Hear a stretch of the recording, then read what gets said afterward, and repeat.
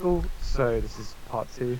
So we pretty much videos line up well. Strahd left the dining room, Mhm. and the lights all went out at this point. Kind of like an atmospheric thing. So I think Asefa lit up his shield, and I think the rest of you have dark vision anyway. Yeah. But you're effectively wandering around like a dark castle from this point on. Yeah. Um, But yeah, I reckon Spiny returned, and then I think we just made straight there for I think. So, yeah, so we can jump ahead a bit. I think there was probably a bit of discussion about what exactly you guys could. Okay. Ooh. there we go. Oh, I think I also struggled a bit finding the ring because, like I said, it's very confusing. Yeah. Confusingly left in the I in the can books. imagine if it's like 7-8 floors, and trying to figure out Yeah. which floor's which and which If I door could leads use to the where as well. yeah, it's a nightmare. But eventually I kind of started making sense of it. So so effectively, where Spiny went in this clip is he would have gone down this corridor you can see, and he would have turned left, and that's basically where your objective is, the skull. So this was quite funny. I wasn't sure what was going to happen here. So basically, what ends up happening is that Spiny's already been through this way. Mhm. So you guys let your guard down a bit, I'd say, Yeah. and you just kind of walked down the corridor. You basically activated an elevator trap. Yeah. So this was very funny. It took me a bit of time to read what was going on here. So the reason Spiny didn't trigger this is because it's weight sensitive. There's like a Yeah. weight actually stated in the book, and you guys were well over it once you all stepped over. I mean, I think most adventurers are gonna be really. I mean, elves Yeah. are generally quite thin, and I mean maybe like a half elf or something, but Mm. generally if you're kitted out, like you're gonna be what you're gonna outweigh the something Yeah. like that. So what ended up happening was steel like doors basically clanged down on either side of you guys while you're in the middle of the corridor, effectively locking you into like a steel like box. Mhm. And this elevator box, whatever you want to call it, they started rocketing up, and sleeping gas started getting pumped in. Mhm. So Eirril was the only one who succumbed, luckily, to the sleeping gas. So he was kind of unconscious for a bit. Yeah. And Which you I think guys would, like Asefa woke him up. Someone woke him up. I think. yeah, I think Asefa did wake him up, and you guys were trying to break the chains. So I'll say something here. I was really trying to hint that you shouldn't interfere with the chains because I knew how long the drop was, and Yeah. I was trying to avoid like a total party wipe. But I think maybe they just wanted to do it anyway. So I think. Well, this is the thing is like it's independent, isn't it? So yeah, Xyril being in Xyril would have just done it anyway. Fortunately, like obviously because it is steel, he couldn't do too much on his own. So I think because I know he shot his Eldritch blast at the ceiling. yeah. So with your And damage, blasted a hole. if you guys, so the blast in the hole was okay, but when Varyelle started blasting the chains, that's when I started getting worried. So effectively, the way I did this was that he blasted it, and from the damage he did, I was like, I feel like metal would have just held, especially metal in here. But Yeah. if one more of you guys had hit it, I would have made it full. Yeah, I think there is a thing about. I think there's a thing about steel chains, like how much HP it's got. But yeah, it's fair, which is fair. Yeah. It should. Yeah, I mean it was moving steel chain as well, which is Yeah, and I was trying to communicate how fast it was moving, so hopefully nobody would Yeah. think to like. I think Right, the but, issue yeah. is more timing of everything because obviously because we did it in a round. Mm. Technically, a round is 6 seconds, so how much travel were we going to do in 6 seconds? Yeah, I guess, but that's why I mean it did go quite far. I can't remember the amount of feet, but it was quite a bit. Yeah, Yeah, but yeah, it was a but bit tricky that one. but yeah. Anyway, so you guys emerged on a like a random floor, essentially in the castle. Yeah, so I should be able to get to that. So I actually realized after I did something slightly wrong with this room, which is why you guys didn't really encounter much. You just went straight back down. But yeah, it's fine. It's not a huge deal. Yeah, this was one of many distractions, or one potential distraction. We just kind of ended up on this floor, and there was like a door with a picture like next to it. And Yep, that's right. There was a picture of Strahd in it and a rug on the ground. Yeah, which I think I saw it when I scrubbed it. There you go. That one. Yep, that was the picture on the portrait. And we were basically like, nah, let's just go straight down. It was one of the things we just thought, nope, let's not deal with this. So yeah, this room did actually have a lot of stuff in it, but you perhaps wisely, perhaps not. We'll never know. You chose not to basically not to touch anything in the room, and you went back downstairs. Yeah. We didn't even enter the door. I don't think we even looked at Yeah, it. no, you literally didn't touch anything. You just went straight back down. Yeah. I think if you guys had all been knocked out by the sleeping gas, more might have happened here. But because so many of you were awake, and because Strahd already knew you were in the castle, I kind of toned this bit down a bit. But yeah. Yeah. But then we just ended up going back down, I believe. So yeah, you guys went back down. But basically, what you found is you found a huge, like concrete. I found that. So counterweight back blocking you. So you can't see it on here, but basically where the elevator was, there's like a huge counterweight blocking it. And it's like 10 by 10 foot, so of like solid rock essentially. So you guys found yourself a bit stuck here. So I think you ended up going down another flight of stairs, right? Yes. This was very funny. I remember this. Yeah. Because we were like, well, how the hell do we get through this massive slab of rock? Because like, well, none of us. I think Stone Shape had come up, and like none of us had Stone Shape, so we basically said, well, there's nothing we can do here. So I think the plan, in theory, was to go down a level, go across, and then come out the other side. That was the plan. Which is a good thought process, to be fair. Which we obviously then did try and do. Yes, this was very funny. This is So you guys basically emerge into the basement, which is pretty much dark. It's like flooded, so there's like 4 foot of water. The water's so murky and dark you can't see through it, even with your dark vision and stuff. So what ended up happening was I kind of felt like I might have given away something by asking too many questions about how is everyone positioned, but I had to ask. You got to ask. You got to ask the marching order, don't you? Sometimes you know a lot of things. So Asefa went first, and from your perspective, there was a huge explosion of water, and he just vanished.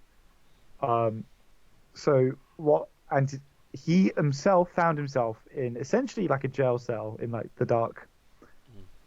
And half submerged in water as well. Yes, so something I didn't realize till later, but luckily Asefa's so tall, it didn't make a difference. But the water in the cells goes up almost 5 feet. So if you were a halfling or something small, you'd have real issues being in that. Well, you just tread water, wouldn't you? But it'd be a. True, but trying to tread water and trying to break out, luckily, Asefa's Forged Domain has come in really useful this campaign. Tell me about it, man. Because it helped him in Krezk, it helped him break out the cell, which otherwise would have been very difficult. But it was a clever use of that fabricate thing, so I allowed that. Yeah. So I think we'll see Asefa vanish in a moment. And then we basically decided to jump over it basically and just carry on. We just left him. And then what ended up happening, which was funny, is that somebody called out for help. That's it. That was. Xyril had to kill him. Well, Xyril basically Xyril had to find out where it's coming from. Yeah. And he was in front, so after Asefa was Xyril. In the marching order, so basically as soon as he heard it, didn't writing appear on his arm, something in Abyss or something, yes.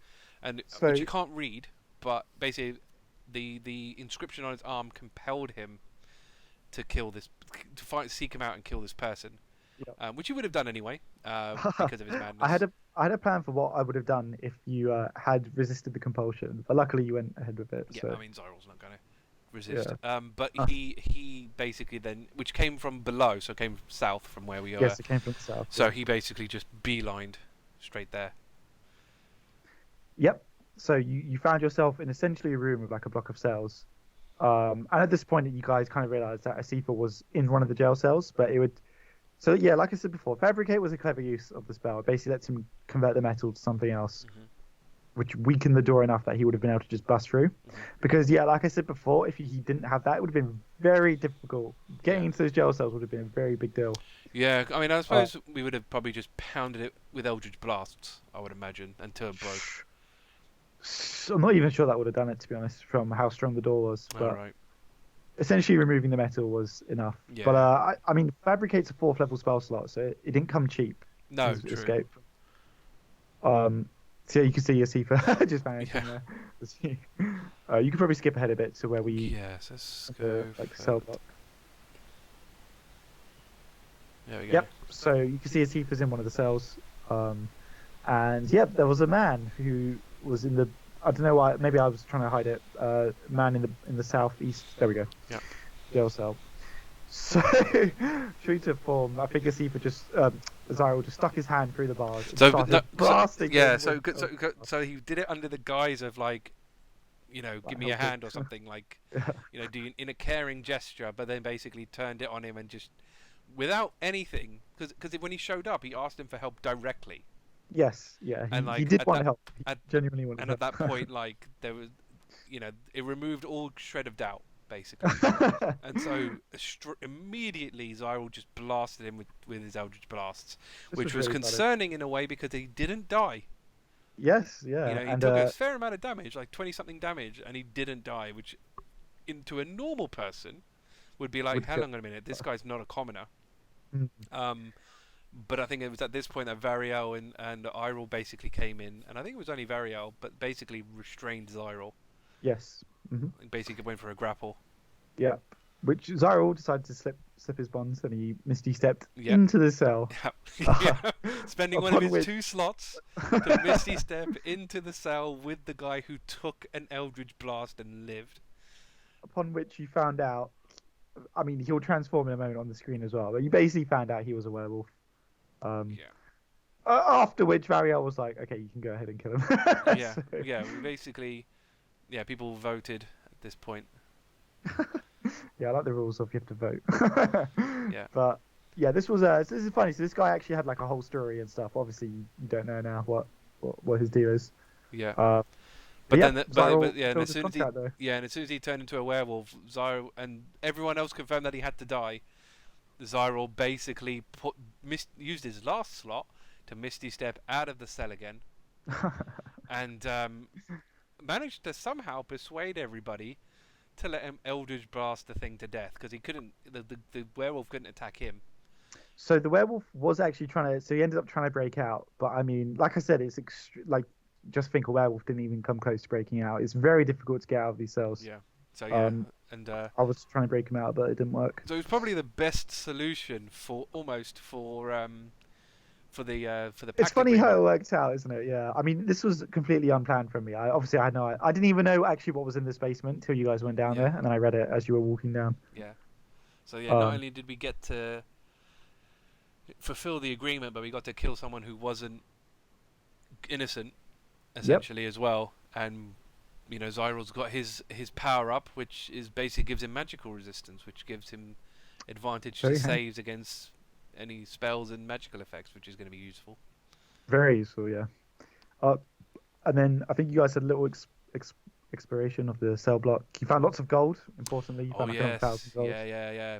Which I think me and Eirril split. No, and the Asefa. Sorry, me and Eirril and Asefa split the gold, which was like 1,000 gold or something ridiculous over us. So we became very rich. Very rich, very quickly. Yeah. This is the kind of thing where in a campaign like War of the Ages, I would want to pose more of an issue, in that. Okay, I found 1,000 gold. Now, how do I get it out? Yes, and I think because this was based on our first campaign a lot. Like we didn't really care too much about that kind of stuff. And I kind of, in my mind, the way I look at it is it's like a campaign level like setting, and because we didn't do encumbrance at the start, I don't want to change it. No, exactly. But it is something that in the future, in future campaigns, if you find a huge stack of gold like that, it's you're gonna have logistic issues getting it out. Of course, definitely for sure. But I think Asefa busted himself out, and I think we basically. Varyelle had a poke around. He saw a couple of people who had basically been tortured. Was the bottom line in these cells. But once Asefa used fabricate on the door, we were like, why the fuck didn't you use it on the slab up top? So this is really fun. This is another example of Forge Domain being really useful because in the actual book, what they intend for you to do is like there is a way to get the counterweight up, but obviously you have to kind of go around the castle and find it. So Asefa being able to fabricate is like another little like time saver for you guys, where you don't have to put yourselves at risk wandering around the castle. One thing I will say is I actually expected you guys to venture much further down this basement. Perhaps wisely you chose to turn back. I think maybe this. I don't know actually. Why did you guys turn back? I think just because you figured out. I think because we figured out the fabricate thing, our path was no longer blocked, and we are very committed to getting this skull. For one reason or another. Mostly as far as I was concerned, under Asefa's judgment, essentially, to do that. I think if Xyril was left to his own devices, he probably would explore more until he started meeting resistance, and he'd be like, "Nah, this is not worth it." Yeah. But yeah, I think that's mostly what that was. So now that we figured out that we could get past the stone block, we basically just went straight back. Makes sense. Yeah, that's fair enough. I will say that it looks a lot more intimidating the map from the player perspective, because you can't see anything. Obviously, I can see the whole floor, Yeah. but it's kind of funny seeing it like this because you have no idea what lies ahead of you. So Yeah. But yeah, you guys went back. So you basically left the northern door and further down the water corridor unexplored there. So again, I'd say in hindsight, I think I could have added like a few more encounters around the castle. But I mean, it's also in keeping with the fact that Strahd promised like not to interfere with you too much. Yeah, and I think it'd be weird if we had more encounters. I think because we'd probably question Strahd more. Yeah. And maybe not necessarily do his work if we felt that he couldn't be trusted. Yeah. So actually maybe then it was all fine in the end. But I mean, it's not really a spoiler, so I'll tell you, but the castle doors remain open even after you guys leave. So it's not like this is the only time. No, exactly. And we might end up. Well, we got to come back eventually to Yeah, for the final showdown, you obviously got to come back. You know. But then whether you go back in the middle, I don't know. We'll have to see what happens. Yeah, we'll see. But yeah, I think this was pretty. Yeah, we just basically fabricated our way through the slab. Yeah, which was you've basically broken this trap now because you've just ruined the rock and the counterbalance. Yeah. So so this was a funny little side encounter. The only real encounter you had actually in terms of like people in the castle. So you met a mongrel folk who, if you remember, were found in Kresk. They served the abbot. And this one was a bit like crazy, I'd say. It's a bit odd. Crazy, to be fair. Yeah, they're all a bit weird, yeah. And more importantly, with this guy, I mean, he was quite distressed that you guys were out here. He was like, guests shouldn't be wandering around the castle. But yeah, more importantly, Varyelle noticed that he had the hag's eye. Yes. Which was a good spot for you guys. So I mean, I think Xyril managed to take it away from him using his mate hand. No, it was the imp. Yes. So I think I turned Spiny back into an imp because he can just do that on an action. Mm-hmm. And I think I kept him invisible and basically got him to steal it. And because the imps can fly, the idea is that he flew around sort of behind him, grabbed it, flew up, and then passed the eye over to Xyril. Yeah, I did roll for him to try and grab it back, but he didn't roll very well. So yeah, it's he managed to take that. So yeah, that was a nice little mini win for you guys getting the hag's eye. I know that Varyelle really wanted it because he was asking me a lot about it on Discord. I can't remember if it was at this point or not. It was, yeah. But Xyril basically decided to put it down his trousers.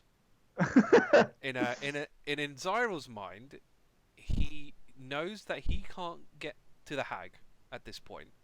So the only thing that he can do is get the hag to him. And I mean, it's pretty weird if you think about it. He shoved an eyeball down his trousers. So basically, like, the way Xyril's thinking about this, well, you can either do it for one of two things. Either you disgust it beyond belief, or you entice it beyond belief. And I think you could probably imagine which Xyril's picked by putting it down his trousers. So I mean, if you ever speak to the hag again, it'll definitely make for a funny conversation. So that's his mindset. That in theory, like, it will be the hag will just want to come back. I mean, putting aside Xyril's just general weirdness, I thought you guys would destroy the eye on the spot. Yeah. So I'm curious what ends up happening with that eye. If it's going to stay in Xyril's pants forever, or well, for now anyway. See the light of day again. Yeah, well, we'll see, I guess. But yeah, it'd be interesting to see what happens with that. Especially if nothing happens, then he's going to be, he may, I don't know, do something. We'll see. I haven't thought that far ahead. So after Xyril took it, he was quite upset. The mongrel folk, I think his name was Cyrus. He ended up turning and sort of scampering off. Varyelle did try and grab at him, but Cyrus managed to dodge out the way, and he basically, I don't think it's revealed, but at the end of the corridor, like up, there's another flight of stairs, so he ran up those stairs basically. But then we went through these doors, I think, to the fabled Hall of Bones. Yes, so I won't go through the whole description again, but basically everything you see is bone themed, like it's all made out of bones. So the name as well. This is where Spiny went before. And there's lots of like bone like architecture, like sculptures in here. It's just like like a really weird interior Yeah. decorator. The pile of bones worried me. I actually expected them to some skeletal figures to rise up from them. Maybe they do, but because of obviously we're under Strahd's good graces, that maybe they didn't. But Who knows? Yeah, who knows? but that's when you see a pile of bones, in a D&D setting, you good question. Yeah, good thinking. But yeah, luckily for you guys, nothing emerged from the bones. Yeah, but I mean, who knows? Perhaps if you weren't, I mean, what I will say is that yeah, Strahd kind of giving you that little guarantee is yeah, it's kind of like a special circumstance, I guess.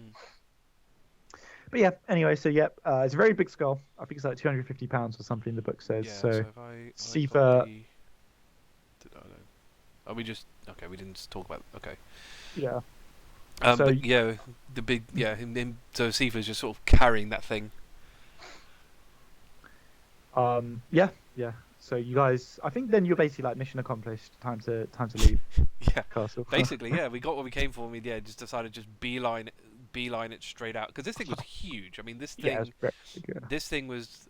I mean, I was actually expecting both Asefa and Varyelle to carry it together, but Asefa basically decided to carry it solo. Yeah, I kind of took into account the fact that he's a big. Oh, I did reveal the stairs anyway. Yeah, I kind of took into account the fact that he's like a big Minotaur. He's probably like a strong dude, but I was imagining, it's just taking everything he's got ready to keep it like lofted up on his two arms. Yeah. And then any other one of you would have needed two people to carry it for sure. So, yeah. And I don't know if Minotaur's got that because some races have that thing where you basically count as a large creature when you're carrying stuff. Goliaths have it. I don't know about Minotaurs, but I just did it like RP sort of. Yeah. But yeah, so you guys went back up the stairs. Yes. And this is, I mean, I kind of thought maybe I should have given you more encounters. This is part of the reason I didn't, because I thought you'd come back this way. Yeah. I mean, we didn't explore, so we didn't. It's not like we knew any other way out. Yeah, that's true. I'll say now as like a DM thing that this is not the only way into the castle. This is the main entrance. Yeah, I mean, there's not going to be a one way in or out for sure. Yeah. So I mean, the hag kind of hinted that she had her own way in. Yeah. I won't go into too many details, but basically, you guys. So bear in mind, this is all dark as well at this point, by the way. I know it's lit on the map, but what actually happened was all the lights went out. And as you guys came up here, so what ended up happening was the 8 stone gargoyles that were all around. Yeah, they're all there. They all are. They all basically come to life and drop down, surrounding you guys. Yeah. And this was very very interesting situation. I had no idea how you guys. This was madness. This was bad. Like this. We figured like this. Okay, we're close to the exit now. Like we could just sit, put the skull down, plant ourselves in, and just basically go ham at these guys. But we figured they won't chase us outside of the castle. They're probably enchanted to this place. Obviously, they're attracted to the skull. I think at this point, I think we figured that much out. But if we can get out the castle, they probably won't follow us. That was our train of thought. So. Basically the idea was to hope. I mean, basically get out of there as soon as we can and hope our HP stands. That was the idea at this point. So I halved Asefa's movie speed at this point because he was carrying the skull. Maybe I should have done it more, but I didn't want to be too harsh. I think half it was obviously, I think half makes sense. I mean, it was already difficult enough as you'll see. But I think you guys basically decided, okay, we need to just leg it and try and get the skull out of here because the skull is the priority. So this is basically an extended combat sequence where I think Asefa dashes into the... Yeah, so Asefa went first, and he basically went straight through those doors into the next room. And we all thought, well, that's pretty good because any opportunity attacks are reactions. So if he's triggered them all, we can all go through without any problems, which, yes, was kind of true. But obviously we ran into problems where, other things started to join. Other things had turns in the middle, which ended up resulting, in us taking a few hits. Yep. But obviously we then ran into problems, obviously, when Asefa... Yes, this was very funny. Again, obviously I knew this was coming as well. So it's really funny because you guys were already quite worried about the 8 gargoyles, rightfully so as well. And when Asefa entered the next room, what basically happened was the four stone dragons then decided to come to life, and Yeah. they all dropped down surrounding Asefa. Now, Asefa, I mean, part of the plan, or part of the reason for the plan, I think, is because Asefa has such a high armor class that it's much easier for him to just run through tanking stuff if he needs to. Yeah, basically. Um, Because he's like which 20 is- something AC, which is yeah, he had a higher than very any of us. high AC. Yeah, I mean, if he could have used his shield as well, it would have been even better, obviously. But we'll sort of come to that in a moment. Yeah. So you guys, I think basically everyone was pretty much running. I don't think anyone really stood to fight. No, I think, and the thing is, the annoying thing is, like, Xyril's used both his spell slots at this point. Like, he can't. There's things he could do, but at this point, there's nothing he could do. Like, I mean, the part, like, if you had all been, a four-man party, you're entering combat, who knows what could have happened. But the reality is that Asefa can't really fight and carry the skull. Yeah. Eirril has been haunted, so he's already not, healthy. Yeah. Xyril's used up a lot of spell slots. So really, if you think about it, you guys are nowhere near your full strength. No, and then yeah. And I think at this point, especially as soon as the dragons went down, it was clear that if it was just the gargoyles and we ran into problems, we could have potentially said, we'll stand and fight. Yeah. But not once the dragons got started into the mix. Like, there was no way. There was no way we could have. We could have stood and fought our ground. So I think running was basically the only option left to us. Which, I agree. Yeah. I think when the gargoyles first appeared, that could have been maybe where Asefa could have put down the skull and you could have decided to make a stand. But once the dragons joined the fray, I think that you kind of lost that option because it would have ended in a wipe. I think. I mean, who knows? Obviously, you never know. But just my guess is that it would have pretty much. And then this basically just became a fight of dashing and surviving hits. Basically. Yeah, it's kind of funny because everyone was so frantically trying to escape and gargoyle. I mean, another advantage of the gargoyles, like for me, is that they're so fast. Like their fly speed is 60 feet. Yeah. So if they dash, they can cover 120 feet in one turn, which I think one of them does. It chases you. Yeah. But the Xyril had his trump card in the hole for escaping, which is his Misty Escape.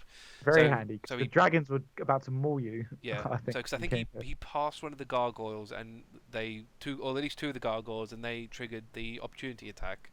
Yeah. So he took one of them, and then used his Misty Escape to turn invisible and teleport 60 feet, which basically got him out of the castle out of the castle. It's funny because it saved him with Jafar. Yeah. And Jafar got left behind to die, and it saved you here again. Yeah, I think it's such a useful thing to have. It's very useful. Yeah. So good. Which got him outside, and I think just after that point it was just a matter of how far can we get out as quick as we possibly can. I think Eirril used Misty Step or something as well, like dashed and Misty Stepped. I think he did, yeah. He Misty Stepped and dashed, which is, he was about to take a lot of damage, so it's a good thing he did that. Yeah. It's funny because that wasn't his original plan. I actually rolled all the damage, which was quite a lot. Yeah. And then you guys said to him before I announced it, oh, you shouldn't do that. You should, Misty Step and stuff. Yeah. And I was thinking in my head, like, it's a good thing you guys said that to him, because obviously he would have been mauled pretty badly. Definitely, yeah. Because, it's just, you gotta, we're fortunate in that sense. So, but then unfortunate. This is funny. So you actually, all of you made it outside the castle, actually, looking at this. And so what ended up happening is I knew Asefa's armor class was really high. Yeah. So I basically decided what can't he dodge, and it was the flames. And I also kind of took a bit of a liberty here. But I was thinking, if he's got a big skull, he's not going to be ducking and rolling out the way. He'd automatically fail a dex save for sure. So this was a very funny moment. So the way I picture it is Asefa's in the middle, holding the skull, 4 dragons around him. They all just kind of drop their jaws, and flames just shoot out from each of them, roasting Asefa. And I mean, I had no idea he had this. I didn't know he had resistance to fire. That was really But that saved his bacon pivotal. in that room for sure. Yeah. Like that was Because the only reason he these survived things, that. Yeah, I mean the dragons between them almost killed him. Yeah. I think pretty much. And I actually rolled for each of the gargoyles' attacks, and again his armor class really saved him here because the majority of them just could not hit him. No. I just kept missing. Well, I mean, I kind of attributed it more to his armor, so he's probably not. They were hitting him, but it just wasn't. Yeah, as through. in like. Just wasn't go. Yeah. I mean, the way I picture it is like they're just swarming him. They're just trying to get through his plate armor, and they couldn't find gaps basically. But yeah, Asefa, I thought this was quite heroic. I gave him a point for this actually, just because I liked the image I had in my head of Asefa standing there just taking all the fire. Yeah, but I thought it was like an image. you can't dodge them all. I mean, No, he started whittling down in that room. I think he ended in the room. I don't know if he ended up at 1 HP here or whether it was a bit later, but yeah, he got two. There you go. He got down to 2. 2 HP. 2 Wow. HP So here. yeah, it's really funny. Yeah. Again, I had no idea of the numbers. I was just Yeah. it was just funny because I was so focused on the rolling because I had so many things to roll for. Yeah. And I think Asefa does make it outside the castle, then, Yeah. doesn't he? Yeah, he does. Yeah, I think he healed a bit as well. I think he healed. Yeah, someone healed him. Yeah, that's how he made it a bit further. Yeah. It was a good team effort as well. Now that I look back at it, because obviously all you guys were doing stuff. So yeah, Asefa makes it out, and so the dragons at this point did not chase Asefa. They stayed in the room, which was like a deliberate thing. Dragons will not leave. Yeah, which we kind of hoped that they yeah. would all do. Like we thought, as soon as he was out of the thing, Mm. well, we kind of knew that the gargoyles were trouble before Tifa left the room. Because when when Xyril and Eirril left, one of the gargoyles chased after. And Yes. at that point we thought, fuck, Yeah, these things can leave the come building. out. Once the dragons stopped, we kind of had a sigh of relief in one sense, because the dragons probably, if it wasn't for the dragons, we probably could have done had less difficulty, because they did the most damage to Asefa. Yeah, the dragons were very dangerous. Yeah, for sure. But yeah, once the gargoyles started coming out, that was a bit of a. So I actually thought at this point you guys might make the decision to stand and fight. Once you saw the dragons couldn't leave the room.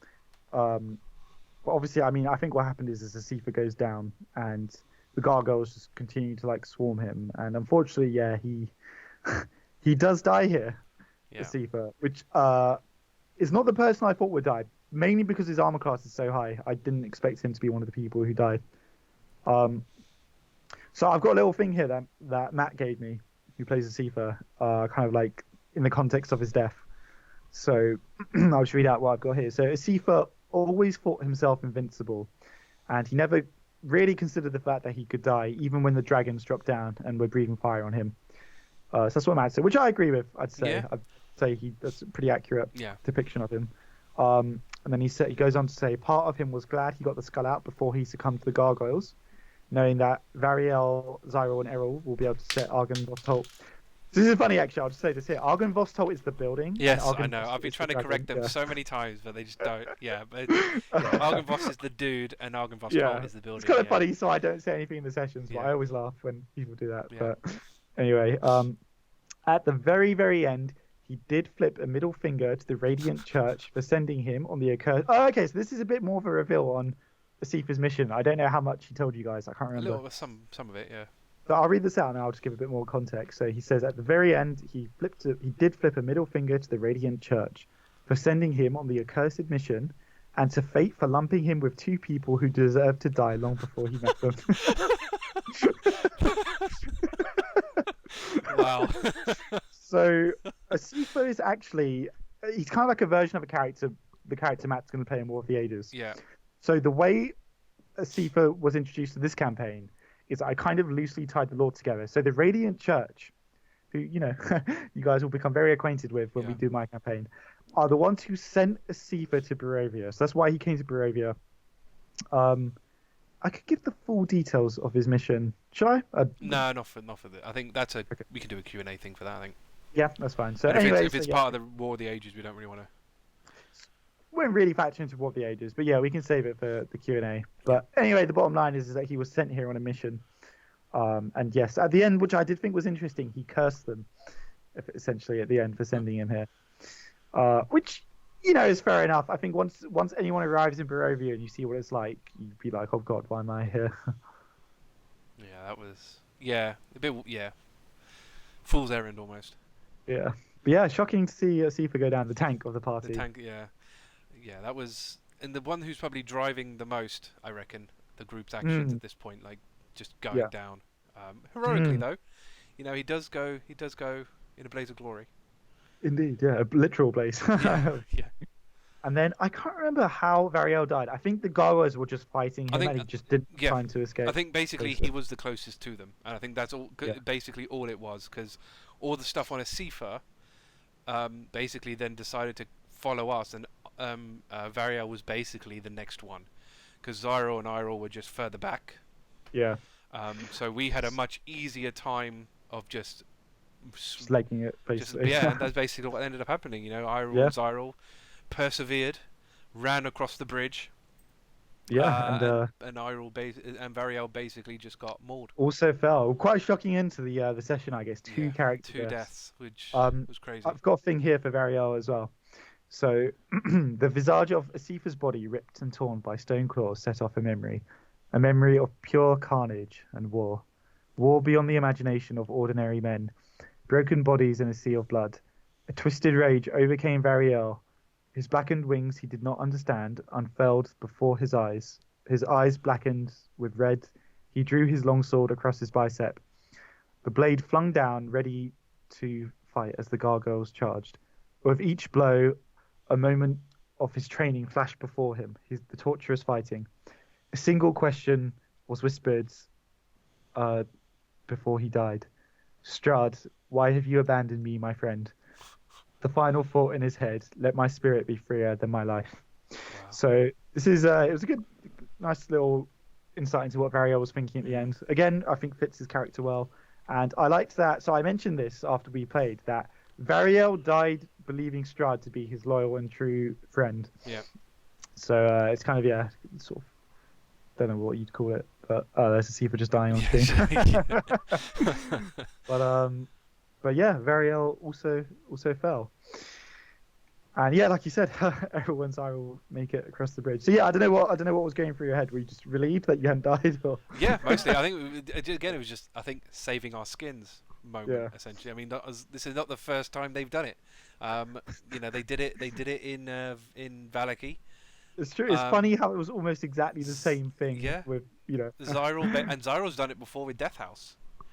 Oh, that's true. Yeah, so he is very used to escaping and wow, Xyril was a slippery fella. I forgot about Death House as well. He is not loyal to anybody, even before the madness. He will very happily leave others to die if he can get out by himself. Like that's just. If he does end up dying, it'll be quite a big moment after all the times he's escaped. Yeah, death. I mean, his death epilogue and stuff, like, he won't be kind to him. That's for sure. He's escaped death enough. He's pissed off enough people. He's done enough. He's done a lot of damage, for sure. Which he doesn't obviously know anything. He just brushes it all off. Even again, with or without madness. So yeah. That'll be interesting. But yeah, we did sort of do some extra stuff sort of after we finished. Which was we just kind of we didn't really RP it, but we basically decided, because after me and Eirril escaped off the bridge on the other side, you said that all the gargoyles went basically back in. Yes, this is something I decided in advance. They wouldn't chase you, because it did briefly cross my mind. Would they chase you? And I was like, no, they wouldn't leave the castle that far. So what I considered the bridge the end point. If all of you had made it across the bridge, they wouldn't have followed you. Yeah. I mean, we would have run as far as we would have needed to, but I mean, they would have caught us eventually because of their. They would have definitely caught you because they're so fast. But I'd already decided in advance they won't leave the castle. But the fortunate thing was they left the skull on the floor. Yes, this is interesting. So this is another thing where so I hadn't decided what to do with this, and I was deciding in the moment, and my first inclination was they would pick it up and go back in. That's what I thought was going to happen. So for a couple of reasons. So one of the reasons will remain hidden. Yeah. Because it's kind of pertinent to the campaign as a whole. So I'll reveal it in the Q&A maybe. But the other reason as well was an out of character reason, which I was like, you know what, the blood price has been paid because you've lost 2 party members to get this thing. Yeah. And I think losing the skull at this point after losing 2 people would have just been like so crashing for you guys. Because how would you go back and get it? Would you go back and fight everything? Like, it would be difficult. Yeah, no, that's very true. And it's difficult when you've got different party members. Like, how would you justify doing it again? Yeah, I mean, in the end, I figured, and also, like I said, I'd say like the out of character reasons probably 40%, where I felt like you'd paid the blood price, and then the other reason was maybe like 60%, which I won't say. But it was yeah. So fortunately, me and Zara and Eirril essentially walked in, picked up the skull together, and then walked back out. And I think we ended with basically, I think just after the bridge, like on the other side. I don't think Yeah, we that's don't think, correct. Yeah. don't think we didn't venture out too far, but we basically put the skull down and essentially slumped to the floor. And Yeah. basically, in the process of processing everything that's just happened.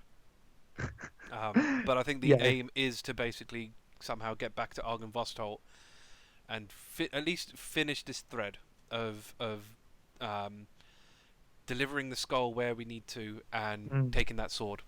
yes. Funnily enough, probably each one of us, like Eirril's probably more for returning the skull. Xyril's more for getting that sword. But you know, Yeah. I mean, like I said before, this session has proved to be a big turning point for the party mm, because I mean, I'll just say it now, but like laying the skull to rest and getting the sword is a double level up. It's one of the it is the so I don't know if you remember a while back, I was kind of saying that if you guys do the right sequence of things, you can get a lot of levels. yeah, And you've basically done the sequence which I was wanting you to do, which is you went to the windmill, you managed to win, and then you went here and you got the skull, and you're taking the skull back now, yeah, which gives you another couple levels. yeah, which would be quite good.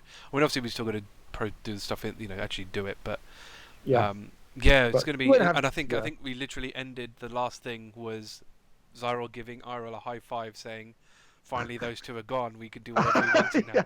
it's classic Xyle, yeah. Wasn't too carp about Jafar's death either. No, he wasn't.